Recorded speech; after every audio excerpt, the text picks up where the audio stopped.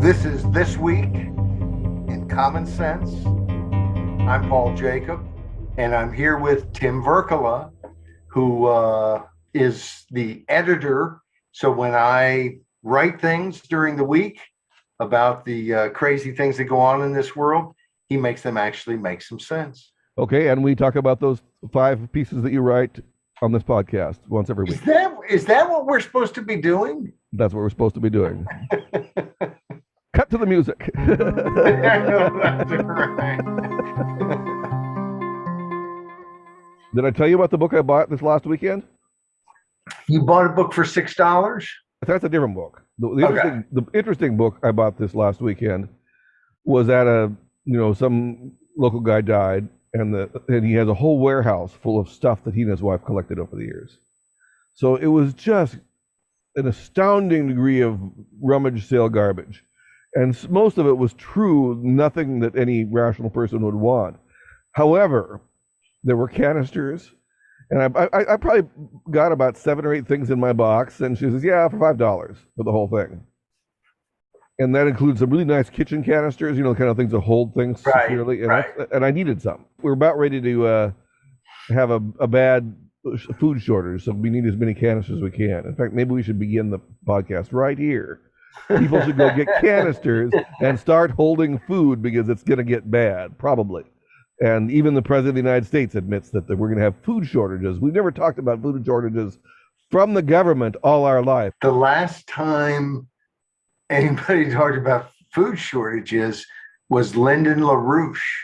Do you remember Lyndon LaRouche? I certainly remember him. I didn't remember him talking about that. Yes, he had commercials that they had pictures of grocery stores with showed the food like just disappearing off the poof, it's gone. And I thought, I don't think anyone's going to quite believe that, but that's what he was predicting. Now, he was basically a technocratic socialist, as I remember, kind of a fascist. Technocratic socialist who maybe also had a little criminal element, because I think they ended up, he went to prison for scamming people on credit cards and stuff. Okay. Which, regardless of your politics, is a bad thing to do. That's true. But, Trudeau basically just shut down people's bank accounts. That's entirely normal. Anyway, the future. I was just telling you that the book I bought last weekend, which was in the box of goods I bought that they had said, yeah, $5, was this big hardback book. And it says, I got to give you $10 for it. That was to assuage my conscience, because there's a possibility that it's worth over $1,000. Oh, really? Yeah, there's a possibility. The only thing like it I've seen, in its quality. What's the book? It's a book by Manly P. Hall. It's the encyclopedic. Oh, it's a long title. Why would it be worth so much? Because the people who like that kind of thing really like that kind of thing. It's beautifully illustrated. It's printed in, like, it was in 1928 or 1930 or something. During that period in America, some of the very best books began using some really nice typeface, and the paper is really high quality. So I may have a really expensive book that I might be selling here pretty soon. I am regularly told, as we've discussed before, that I should be getting rid of my books, that I have too many books. I know I haven't read. I may own too many books. I haven't read too many books. I know that, but it's like we're going to get to a point, it seems like, in the future in which people getting a book is going to. I mean, books I would think will get more expensive because they get rarer, and especially old books. And I picked up some books from somebody who had to get rid of a bunch of books. And it was one of those same situations. Well, it wasn't that I was getting books worth thousands of dollars or anything, but you felt bad that you were, getting all these books. I was getting all these books at $1 a book or something. And I probably spent $100, $200, but got all these wonderful books and things that were published in 1887, and just and the way they're made, and you think in 20, 50, 100 years, will there be people who have books and bookshelves? Well, chances are not many. And I'm always told we need to get rid of them, but I would think they'd be kind of valuable. And I mean, not all books, obviously. If they're waterlogged paperback of some romance novel or something, I'll put down something I don't read. But I mean, if it's a bound, first edition of some great novel, I would think, and in good shape, I would think having that on a bookshelf would be as neat in the future or neater than it already is. That's certainly true. And I prefer to read a physical book to an ebook, though I have thousands of ebooks and so forth. But if what I think could happen does happen, we're going to want our books in physical form because the electromagnetic pulse that's going to destroy civilization. I'm going to be out in here in the woods reading books while the rest of you are, I don't know, killing each other in the cities is what I gather. I wonder what suburbia will be like. But well, as we contemplate the future, let's embrace the present and at least recognize where we are. And I want to start this week with up to date in Kansas City, because where we are is that we constantly complain about the privileged we, the great societal we complain about the privileged. The poor are held back. Everybody's prevented from doing what they want to do by this patriarchal, terrible, capitalistic society. But what seems to happen again and again, often by people who make all these complaints, is that they're for a system in which you subsidize big business and they get a leg up and all kinds of benefits at sort of everybody else's expense, because if they're not paying the taxes, if they're getting all kinds of subsidies, somebody's paying for it, and it's the businesses that already exist there. This particular story is about Kansas City and basically creating a thing for Facebook that would be a huge subsidy for Facebook. And Facebook's talking about bringing lots of jobs. And so, boy, that'll be great. But what about the people who are already producing jobs in Kansas City? Are they getting some subsidy? And don't we live in a society in which there's equal protection of the laws? And some people aren't supposed to get something that somebody else doesn't get just because some politician who's got power and control over the checkbook that really belongs to us all says so. I mean, it's the worst sort of thing that people on the right, on the conservative side, on the free market side, believe in enterprise and entrepreneurship and the American capitalism. They don't believe in all these subsidies where government's helping big corporations to get extra benefits.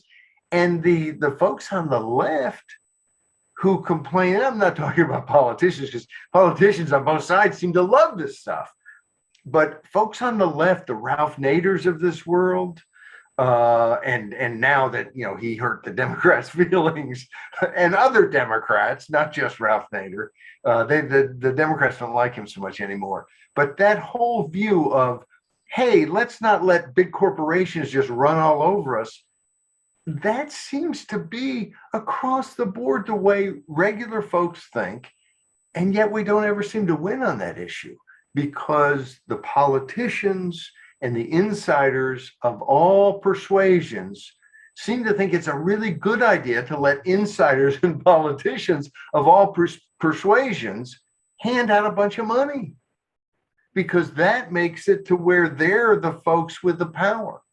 Years ago, I grew up in Arkansas, and years ago, their legislature, bunch of them went to prison. In fact, the main guy who led the charge to weaken term limits in Arkansas, something that still needs to be corrected, and to destroy so much of the initiative process there, something that still my group, Citizens in Charge and Liberty Initiative Fund, two groups I work with, are suing the state of Arkansas over their initiative referendum. But these, one was a senator, others were representatives. they had a system. It was the GIF, General Improvement Funds, and they had it designed so that legislators, kind of like congressmen in Washington with earmarks, got to hand these things out just because they would know how to help the community just best. And so they would hand these things out. And of course, they're handing out hundreds of thousands of dollars to people, and they're getting kickbacks. And we know how this works. There's no reason to even be surprised. I mean, there's going to be corruption in anything. It's the human condition. That's not surprising. But this sort of, let's just let politicians decide who's going to win and who's going to lose. It's not capitalism. It's not the free market. It's not fair. It's designed to help the rich at the at the expense of the poor. And I'm not talking about the rich who go out there and work and earn their own way. I'm talking about the rich who don't do that, and instead, which is most of the rich people in this society are rich because they work their butt off, and they're smart, and they're focused, and they gave people value.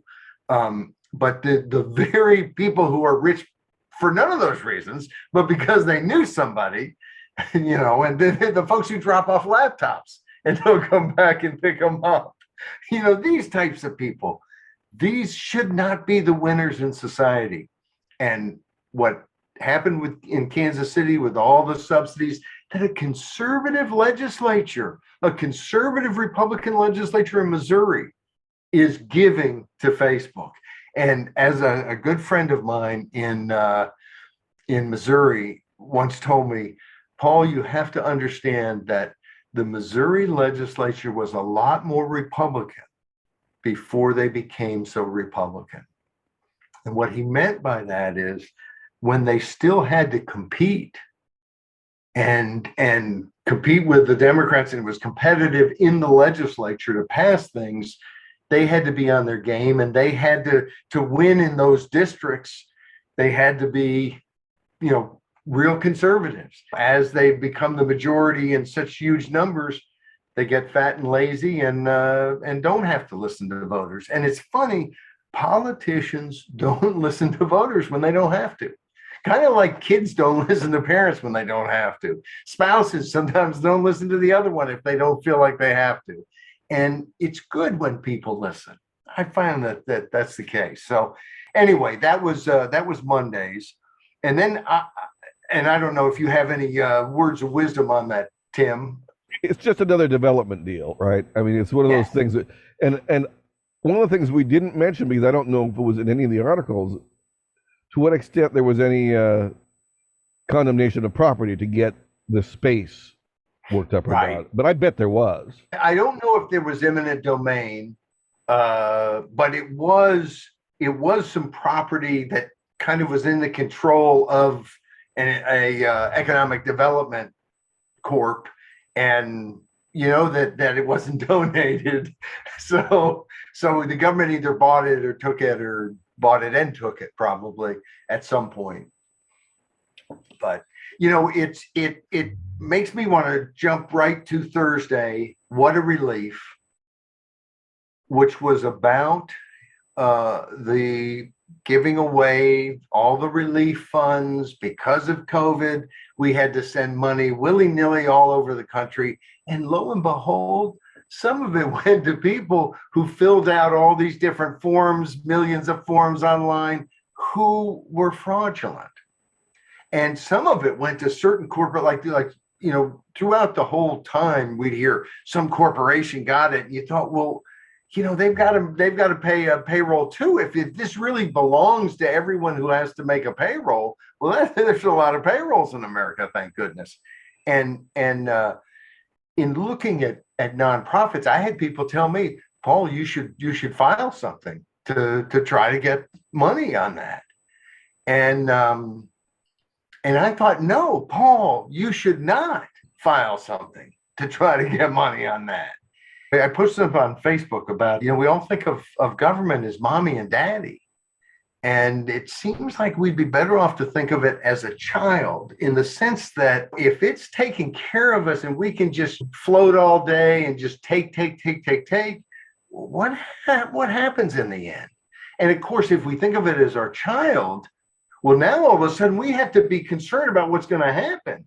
So giving away all day isn't a good thing, because you know what? That's not sustainable. It's not just Joe Biden. Trump did the same thing. Nobody in Congress ever said boo, except maybe a few exceptions. I'm sure Rand Paul said boo more than a few times. And I think Tom Massey was a terrible, evil person because he voted again. I think he was the only congressman to vote against one of the relief packages. It always, when I think of relief packages, I always think of Mr. Smith Goes to Washington, because there's that great, speech, and someone says, "Are you going to keep relief from the country?" And let me see if I can recite it. It's something, now I had it on the tip of my tongue. Now I'm not going to be able to do it. But the people of my state want permanent relief from crooked men riding their backs. That's what Jimmy Stewart shoots back at the guy. Oh, what a movie. People of my state want permanent relief from crooked men riding their backs. We might have to make that a thought. Yeah. One of the quotes next week. But this is like you think of it being bad, and you think of it being worse, and then you think of it just being even worse. One of the groups that got a bunch of money to pay off a bunch of debts, apparently it ran up a bunch of debts, was the Edward M. Kennedy Institute. And they got, what, $5 million that they put to pay off their debts and so on. But it's designed to educate people about the Senate. And it's a thing to make Ted Kennedy a household name going into the next century, which I don't think is going to happen. But interestingly enough, here again, it's something that we are paying for Kennedy's celebration. And I think Kennedy's worth a bunch of money. I mean, shouldn't they pay for their own celebration? Why is a poor person working 2 jobs supposed to pay just a little extra so Ted Kennedy's Institute can get that money? I mean, that's just, it's ridiculous. But again, we see what happens.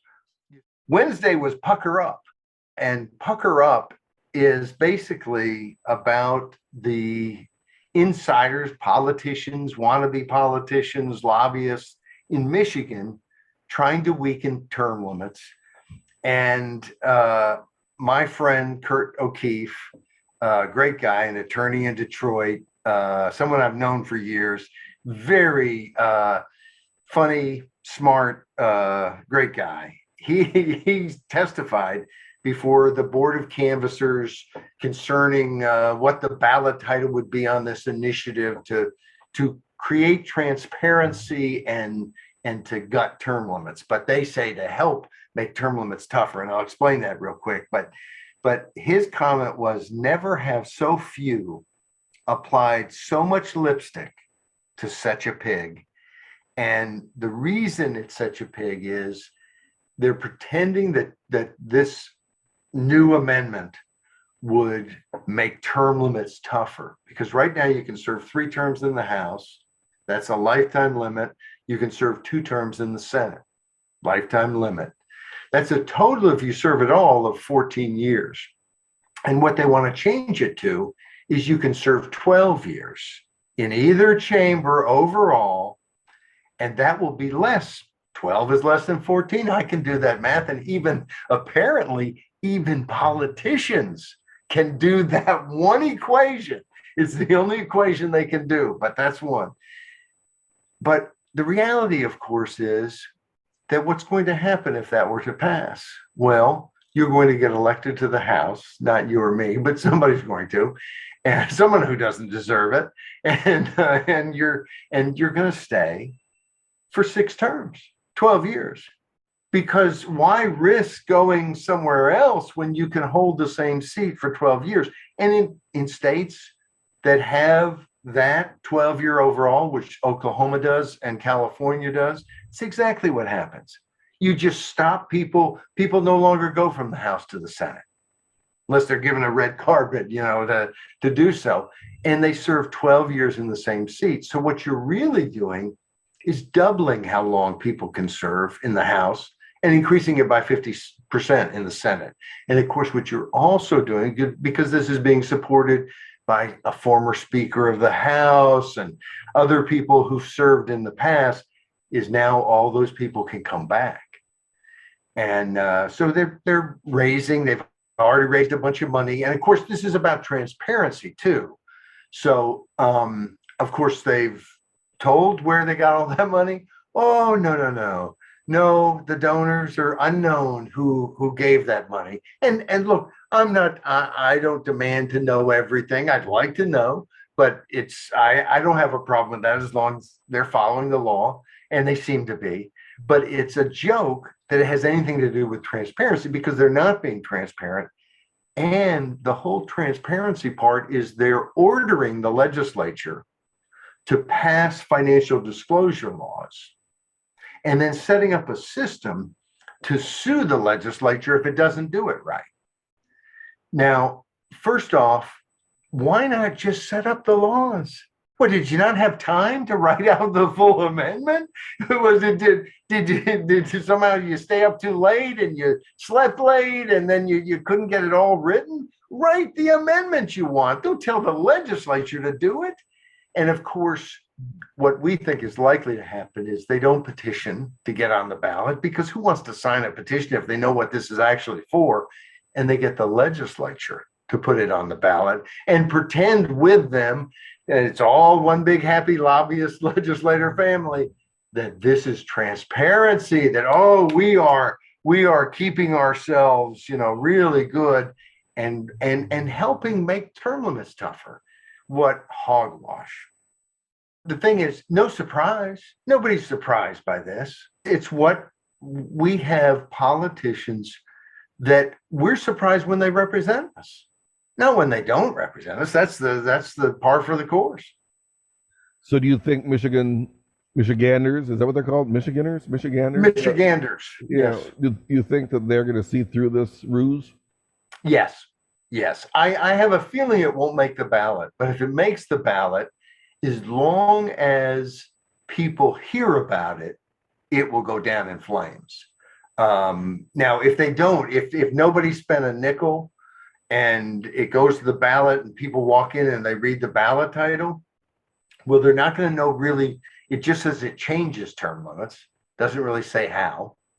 But that will a lot of antenna will go up on that one. But it's also going to be talking about transparency and financial disclosure. And the one place that they in Arkansas where they were able to weaken the limit, the ballot title there, and they won narrowly because we tried to get the word out, but it was a very tough election with so much spending on Senate races and others to get the message out. But they had a ballot title that didn't mention anything but establishing term limits, even though they were dramatically weakening them. And it also said that they were prohibiting lobbyists from giving money to legislators. Well, that's it. Yeah, I mean, you almost don't read past that. That's a yes. Except, of course, it didn't really do that. And in Arkansas, the way the rules work is if it's a citizen initiative, you have to tell people what it's about. But if it's a legislative referral, you can lie all you want.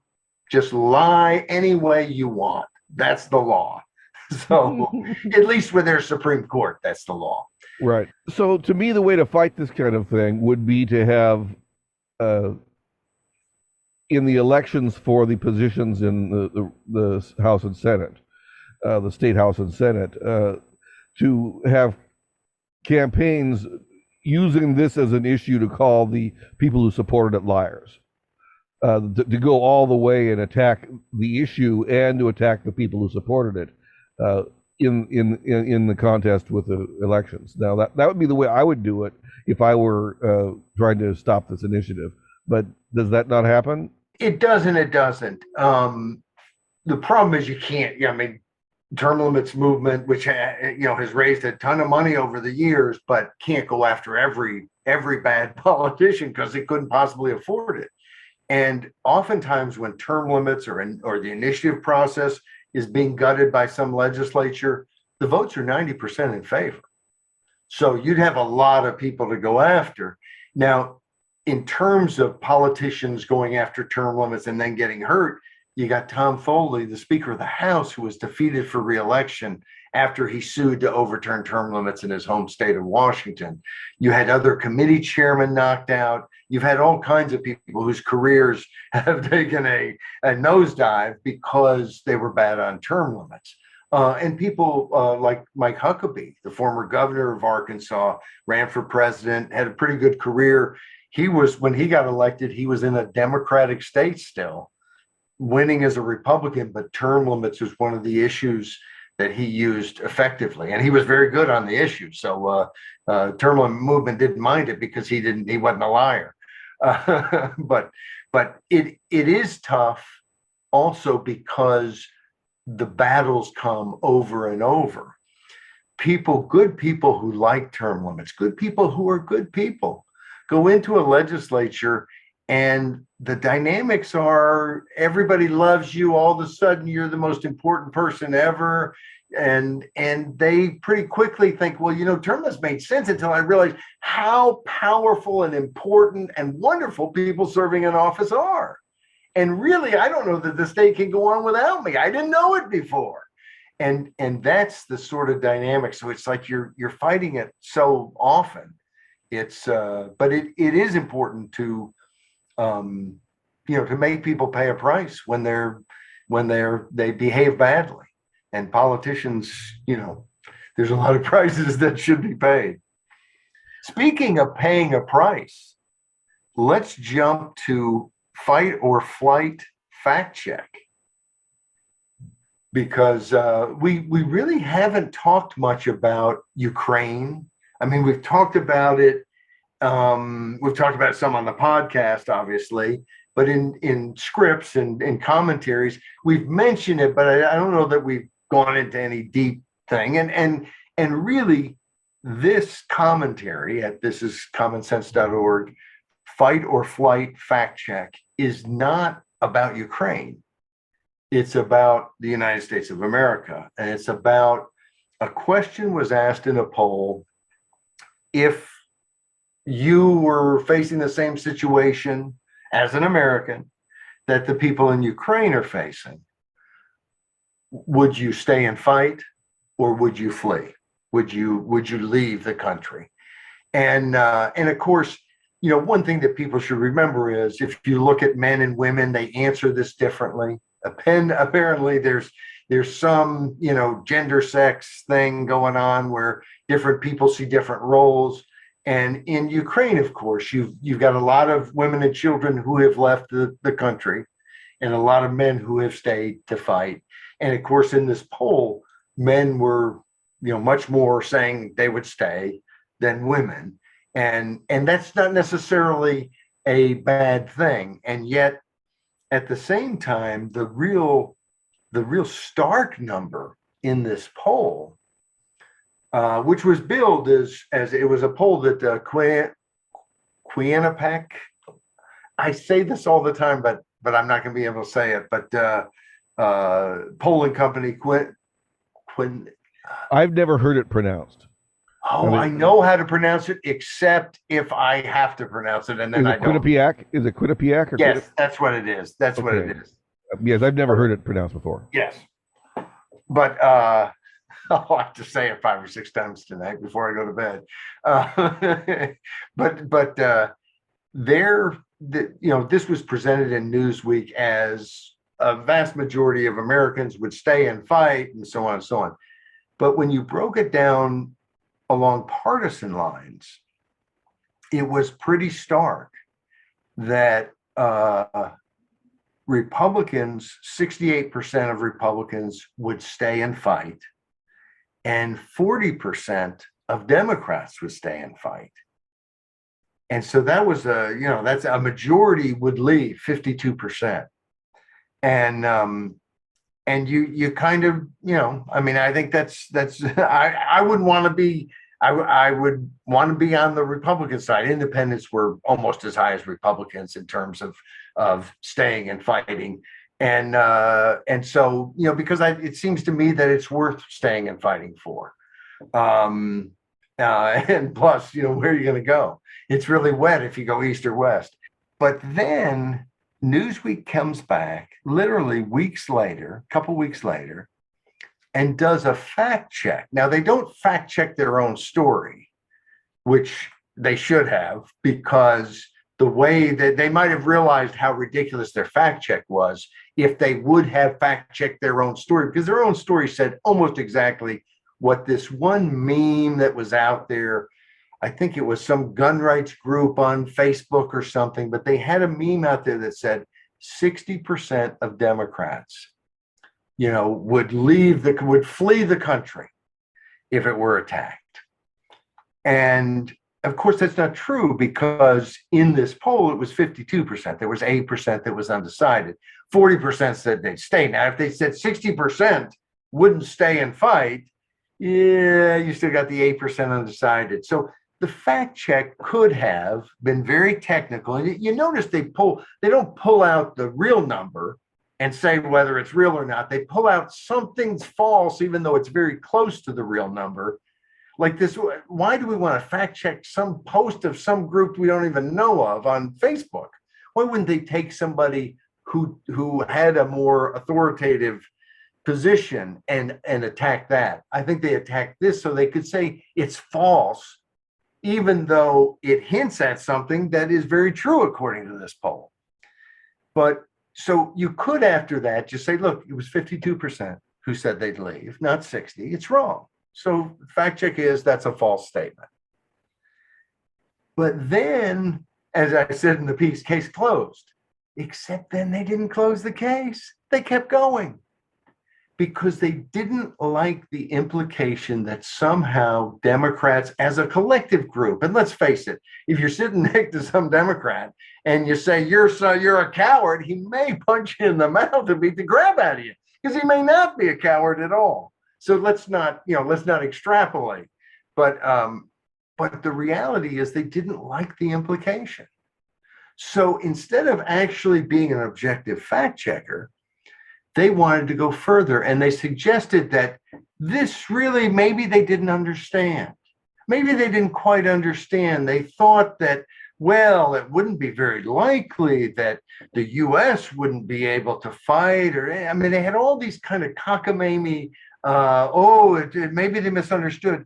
And to buttress that point, they pointed to another question in the poll that said, if Putin goes beyond Ukraine and attacks a NATO country, should the US and NATO respond militarily?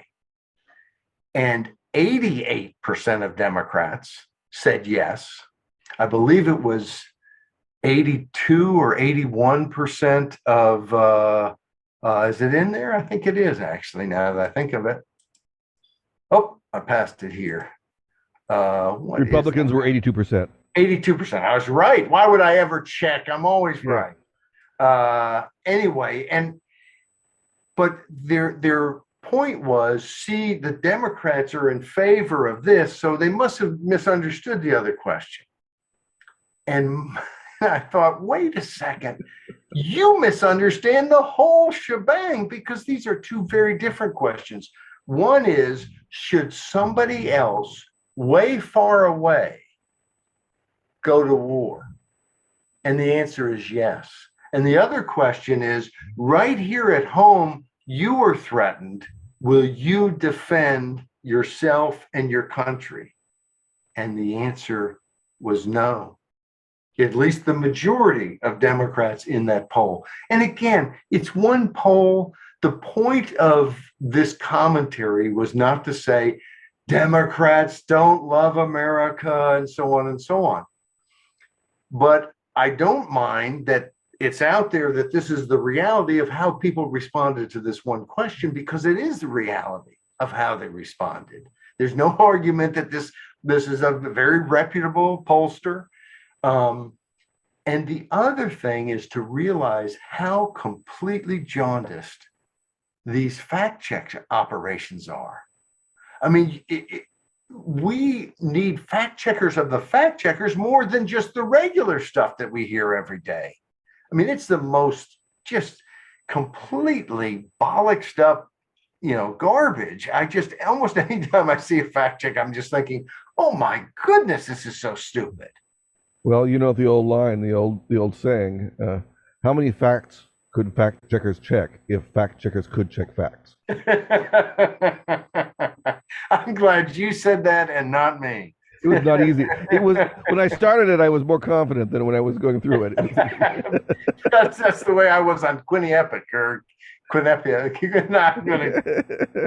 I have said that successfully in a past life, but so our final commentary this week was We Hear a Rumble. And first of all, this isn't news to the people listening to this podcast, because our podcast is on Rumble, something that we pointed out to people. They can get our podcast on Rumble. But it's just so hopeful. It came out that Rumble has really increased in terms of traffic. Dan Bongino was on, who's kind of taken Rush's place, at least on the stations around here, and certainly well-known person, being on Fox from time to time, and that sort of thing. And he had 900,000 folks on YouTube who were subscribers, and of course he ran into some problems with YouTube because he talked about COVID-19 and other things like that. And not the way that the censors at YouTube wanted him to, apparently. He goes over to Rumble, and now he's got 2 million subscribers at Rumble. So the scary thing about the social media censorship has been the degree to which Facebook and YouTube and Google dominate parts of the internet and of social media. To see that domination, having been abused enormously, is starting to crack is about the best thing I can think of in recent times. My only problem with Rumble and Rockfin, which is my favorite alternative video source, my only real problem is that the interest is mainly political.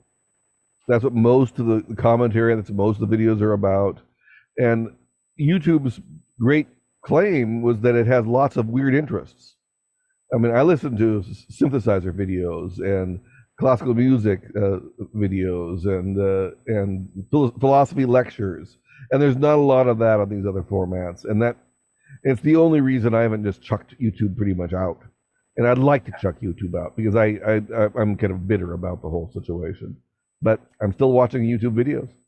Me too, and I'm bitter about it. I'd like to chuck them out. Every Friday, or at least almost every Friday, I post. I was telling you earlier, 5 songs, my 5 for Friday, and I would love to do it off of Rumble, but of course, there's just not the same selection as there is at YouTube that has about everything. And of course, I find most of these songs on Spotify, but because not everybody has Spotify, if I post them that way, some people won't be able to listen to them. So it's like a lot of things.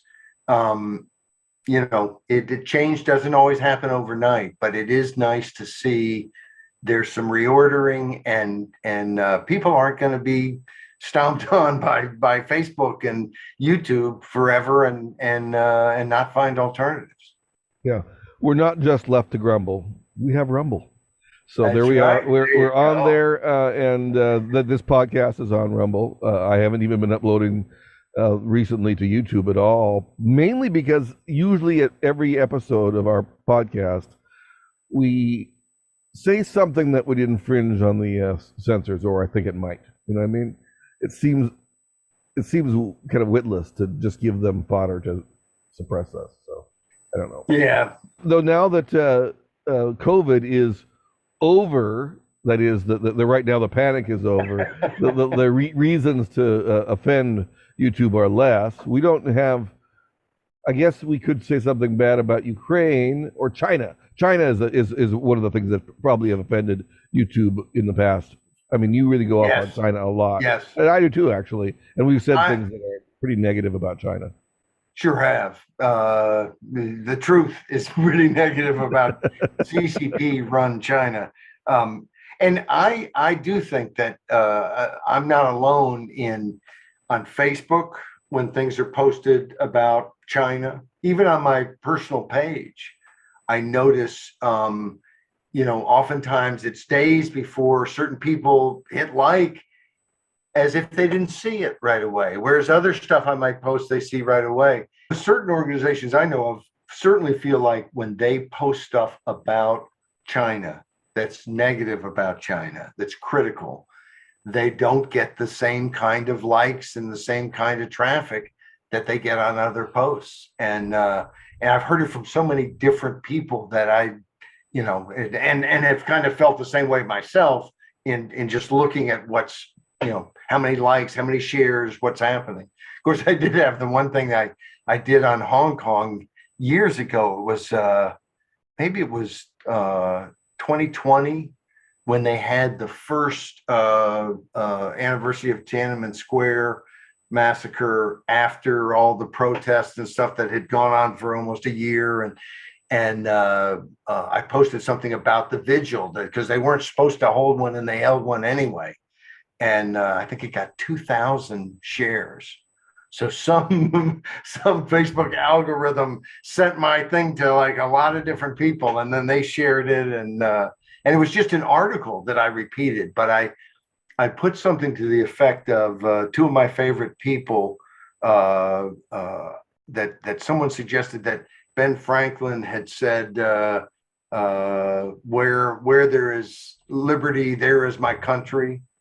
And Thomas Paine had said, where there is not liberty, there is my country, or whatever. And some people used to say, I don't know if I've heard it recently, that the suppression of ideas on the social media is just a figment of our imagination. Right? Remember, that was a thing. The denial of what's happening was a huge element here. And then the thing was, well, it's happening, but it's okay because it's a private company. They can do what they want. That was the next level of how that went. But I do know that there was a major shift just a few years ago, and it happened even on such a platform as Quora. Most people probably have never heard of Quora. Yes. But Quora is a site that I used to be on quite a lot because I'd answer questions, usually of a philosophical, or economics, or historical, or a lot of liberty stuff. And I gave what I think were my kind of answers, so that it was not very popular, but that some people liked them a lot, but not a lot of people liked them. It was mainly just sort of up to a few kinds of people, and which is fine. That's what I wanted to do on Quora. And you would think that's what they want, is people coming at it from some different perspectives. Yeah, right, exactly. No. And in 2017 or 2018, I forget which one, I was granted a top Quoran, which is some honor they give to people who get a lot of hits and have gets respect somehow for that. So they gave me something, and I don't even remember what the award was exactly, but they honored me in a certain way, and I got to have a little badge on my page and all that kind of stuff. And immediately after I got it, I mean within months, they started censoring my comments, and they started they took down one or two of my answers, and they stopped the program of Top Quoran.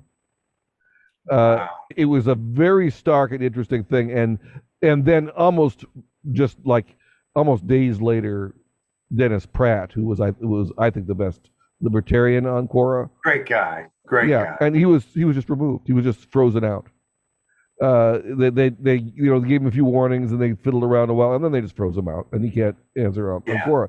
And if you ever saw his answers, there is nothing objectionable about him. He is one of the nicest people on the planet. He's earnest, and he's rational, and he's empathetic, and he does everything you would want in an answer on Quora. Except be a communist. That's pretty much it. That's pretty much it. And I occasionally am, what's the word I'm looking for? I'm trying to say, I'm occasionally not nice in my judgments. That is, I actually say things that are Hurt. Yeah, and I'm not nasty to people, but I tell them what that answer is, and I'm kind of nasty in a certain way. Though I'm always polite. I was never not polite, Right. but When you say you're nasty, for people who don't know you, he's not nasty. He's combative, maybe, but yeah, not. and I've never seen you like make a personal attack. I don't swear online. That's Right. I don't go into the ad hominems very much. I mean, I sometimes do say this is what this kind of argument serves, and that really does piss people off. I mean, I'm not. Yes. And that's one of the reasons I got suppressed. I'm pretty sure in certain, but I never got suppressed like Dennis Pratt. And I think the reason they suppressed Dennis Pratt was for only one reason. He was very good at doing precisely what Cora said they wanted, but it turns out they didn't really want. Yeah. Yeah. I'll tell you what, all of this censorship, if government had no role in it, and we've talked a zillion times about how much money is changing hands and how much political pressure and all the rest, but if government had absolutely no role in it, it would be a frightening development just for the lack of information available in society. It's a dangerous thing when people can't communicate freely.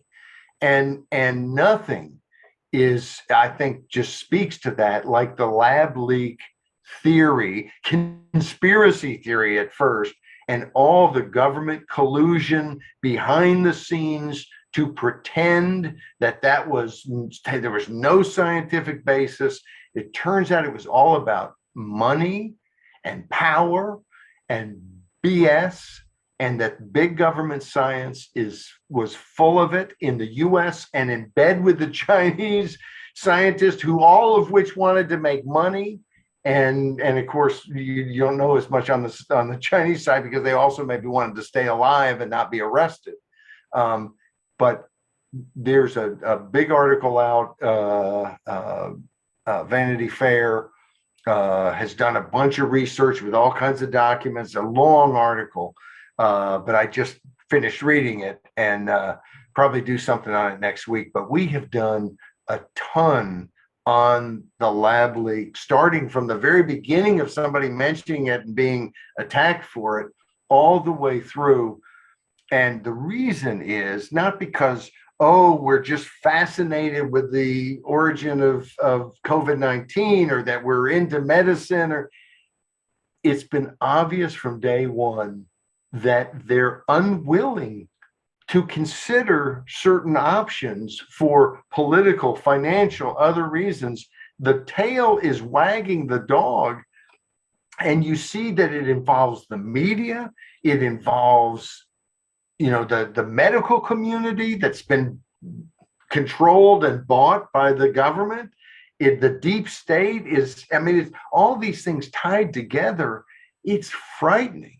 And it's frightening to see the censorship coming down to protect the deep state and corrupt, kind of government, medical industrial complex. This is not the way a free society is supposed to function.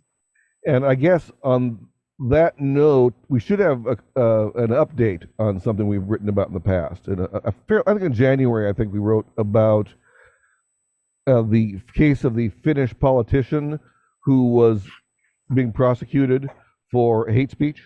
She had read parts of the Bible, didn't she? Case closed. They're letting her live. Okay, well, actually, they found her not guilty. They threw out the whole thing, and that's an important story.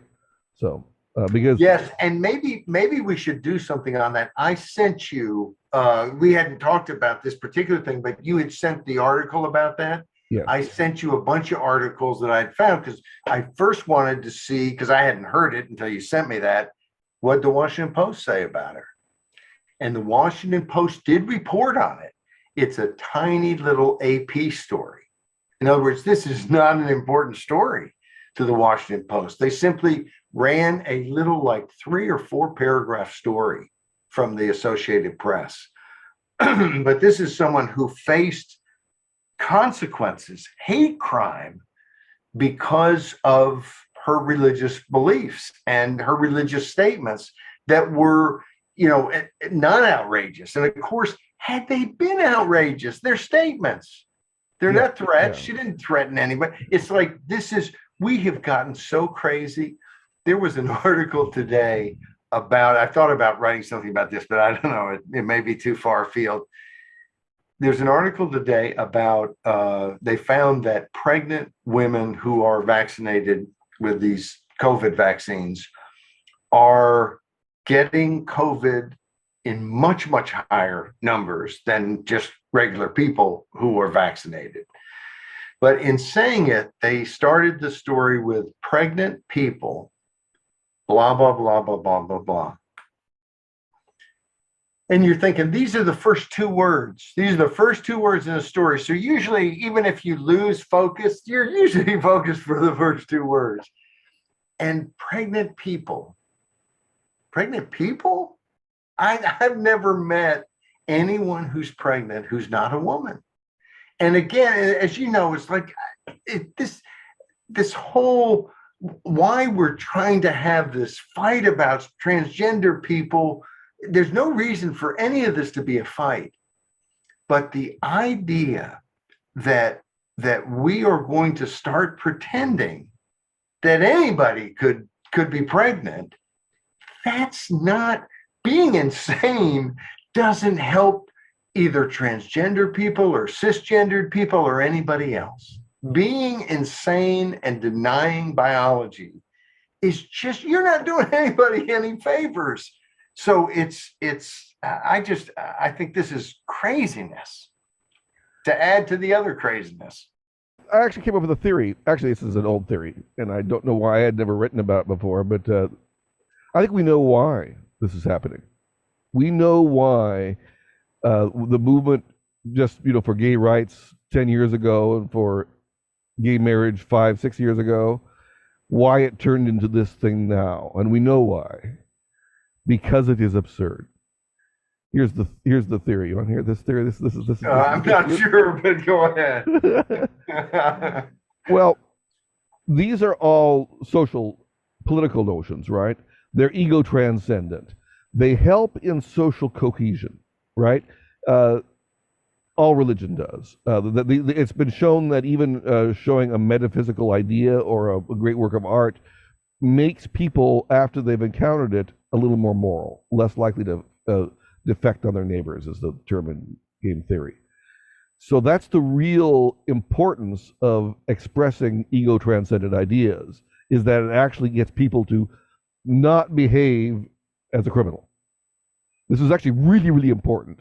So we are really, really attuned to signaling ego-transcendent ideas. The problem is that these are things about loyalty to group. And if you want to get a group to get very, very effective with in-group loyalty, if a group needs to be in-group loyal and need to have a passion, if the mob needs to be motivated and controlled, it has to have an idea that really, really works. And common sense ideas don't do that, because even your enemies and your opponents accept common sense truths. So you have to get an absurdity. The best ideas for social cohesion at the nth level, at the highest level of social cohesion in conflict situations, are stupid ones. And that's why this movement had to become stupid, because they were powerful and they saw that their power was being eclipsed, and they instinctively know that absurdity is the way to go. That's interesting. And at the start, I was thinking, well, that maybe you were kind of saying, look, the gay marriage thing was absurd.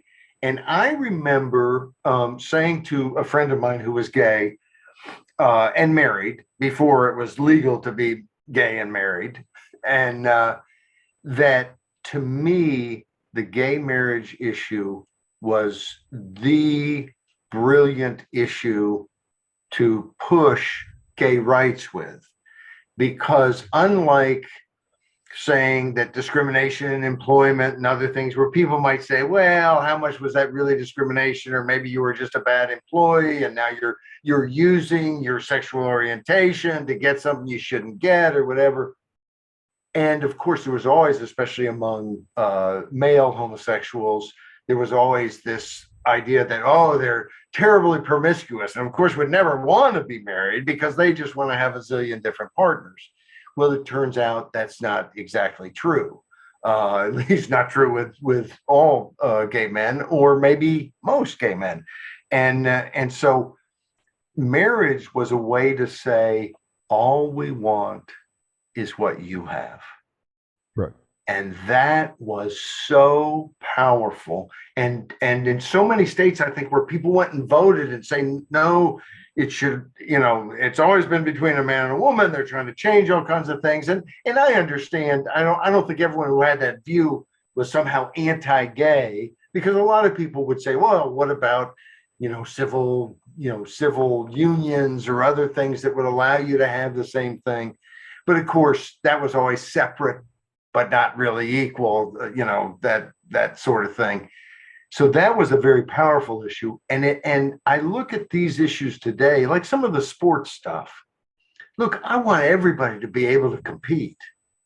And so the idea that somehow a transgender person wouldn't be able to compete, well, I'd say, no, you can compete.